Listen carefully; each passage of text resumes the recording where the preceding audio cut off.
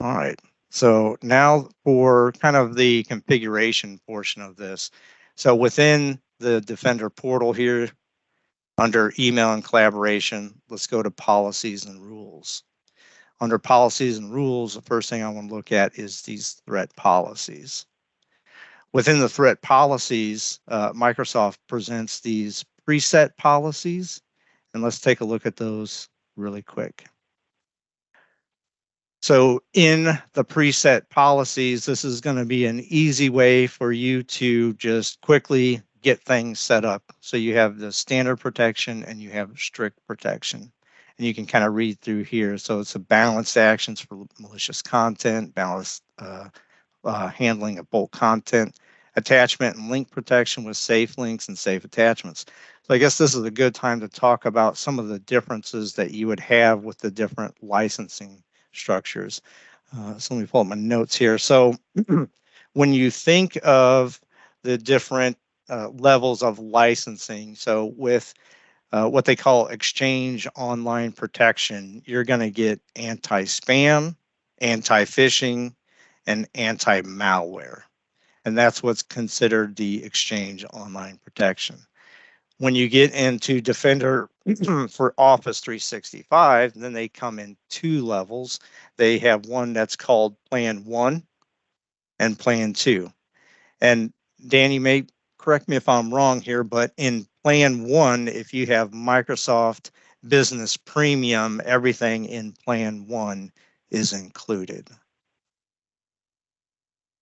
Yeah, I'd have to look that up for the business plans.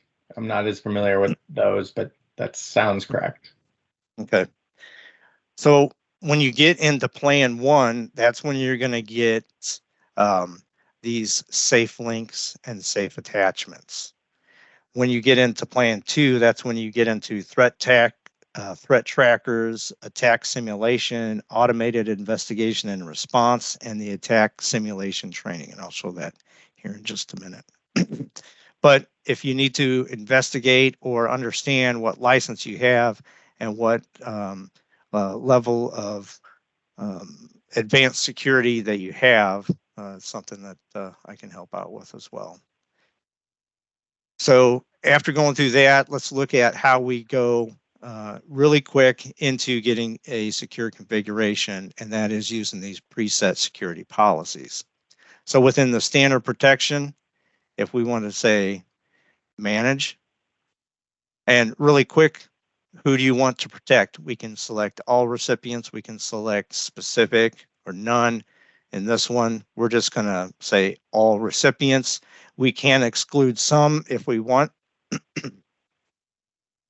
And then if you want to apply the Defender for Office 365 protection, which includes the safe attachments and safe links, we can just say, let's just pick all, whatever we picked in the previous one, or all recipients.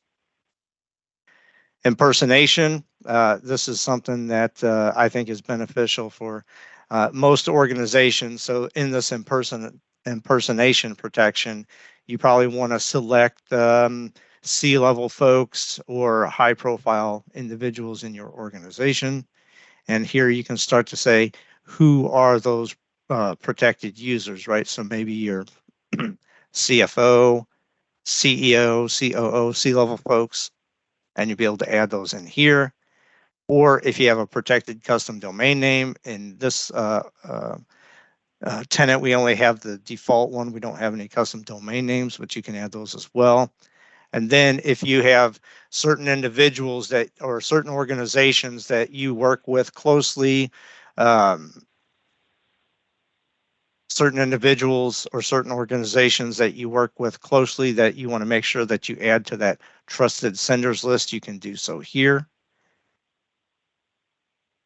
And when this is complete, do I want to turn the policy on or leave it off? And confirm. Done. Let that refresh. So right off the bat, in these preset security policies, we have turned on standard protection for all of our users. So The next one I want to do is look at the strict protection. So maybe out of the gate, we want all of our users to have the standard protection, but in this case, I want to have strict protection maybe for certain users, maybe for a certain group. Maybe we have like a finance group.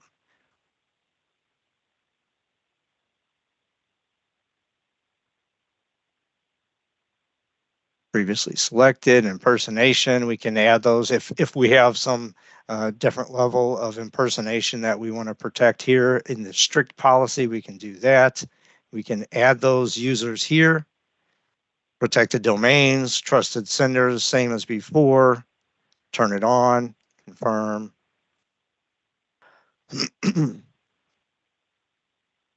So one question you may ask, what if we have users that are in standard and in strict protection? In any case that the user is in both, the strict protection will take precedence. So one of the other pieces here you may be asking is what settings are set between standard protection and strict protection, and can you tweak those? The answer is no, you can't tweak those. And what are the settings in here? If we go to this link here, we can scroll down and start to look at the security features name, what is in the default, what is in standard, and what is in strict. So you can use this to see what is applicable for your organization. Does it match what your organization's needing? What are the differences between strict and standard? And does it fit everything that you would need in your organization? Like here for bulk email, the default is 7, standard is 6, and strict is 5, right? And that's how much bulk email they're going to let through. Strict is going to be less bulk email, standard a little bit more, and default a little bit more than that.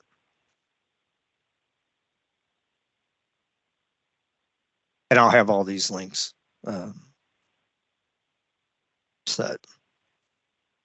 So I'm going to turn these off because now we're thinking in these threat policies, if we use the presets, but it really doesn't fit our organization and maybe we want to tweak these, it's not as complicated, but it gives you a lot more flexibility if you create these. So maybe small, medium business, maybe the presets fit right out of the gate. If you don't have a security team that's there to review all these, we can just set those presets, add some to standard, add some to strict. But if you need more granular control, we need to create those policies here. So we were talking about the different license levels. So you can see safe links and safe attachments here. If it has a little box over here to the right that says premium content, that you know you're not licensed for the Defender for Office 365 Plan 1 or Plan 2. If you're just using the standard Exchange Online Protection, safe links and safe attachments will have that box over here to the right that says premium content.